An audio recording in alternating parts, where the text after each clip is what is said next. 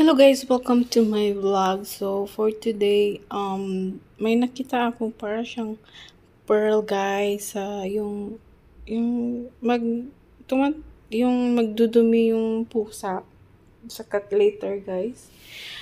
May nakita akong pearl.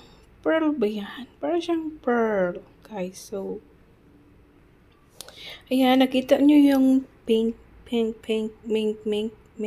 na yan. So when I saw it, it's like a pearl. Oh, it's I'm so curious.